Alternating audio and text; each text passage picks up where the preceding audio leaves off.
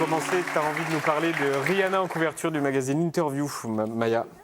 C'est ça, l'image est sortie avant-hier et elle a immédiatement fait scandale. On y voit Rihanna en bonne sœur pour une interview confession, une bonne sœur extrêmement transgressive, offerte moite avec un tatouage en forme de croix sur la joue, avec un maquillage coloré qui fait contraste avec l'austérité des vêtements. Ce shooting nous rappelle d'autres figures de non-sexy popularisées par Madonna, dépoussiérées par Lady Gaga, sublimées par l'actrice Rossi de Palma. En fait, c'est un classique et du coup, la question, c'est un peu... Pourquoi ça marche? Alors, bien sûr, il y a la question du blasphème. Quand c'est interdit, c'est désirable. Or, la femme religieuse, c'est un peu la femme interdite absolue. D'autant qu'en transgressant ses vœux de chasteté, forcément, cette nonne, elle prend des risques considérables. Ça veut dire qu'elle n'a pas pu résister au désir. Et là, vraiment, elle renverse tous les tabous, ceux de la religion, ceux de la société et ceux qui pèsent en général sur le désir des femmes. Mais moi, je pense que si on a un tel fantasme de la non-sexy, c'est aussi pour des raisons liées à notre narcissisme.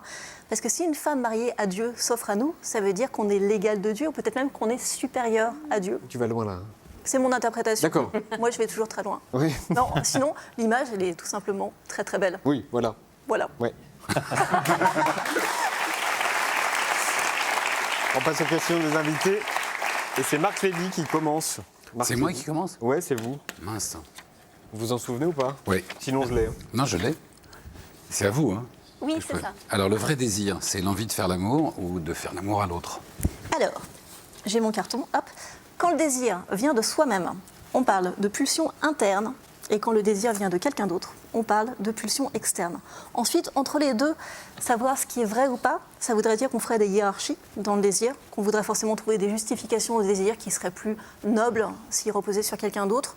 Moi, je pense que le désir est beau en général, donc je propose qu'on garde toutes les formes de désir. Ça vous va? Julia, la question de Julia Vignali. C'est beaucoup plus soft. Est-ce que la réputation des Français d'être les plus romantiques du monde est une réputation vraie?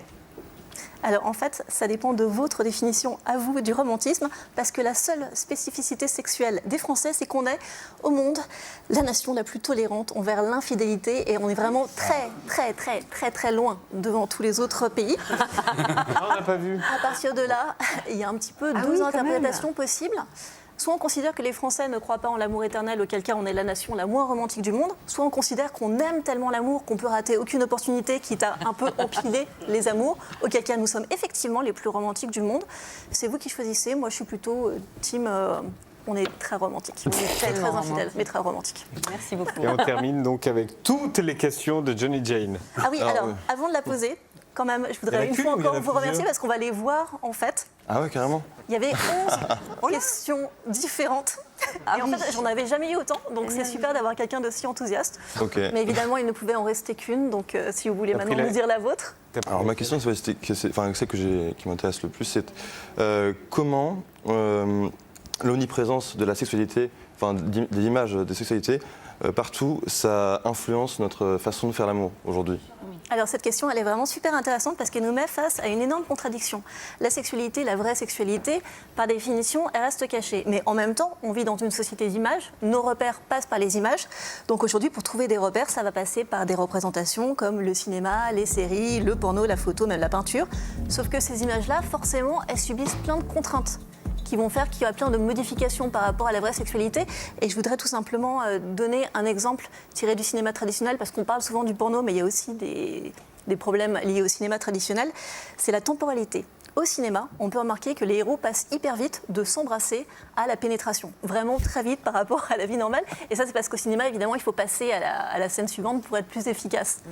Et pourtant, dans la vraie vie, on se retrouve avec plein de personnes qui font des rapports hyper expéditifs parce qu'ils ont appris à confondre la vitesse et l'intensité et la passion.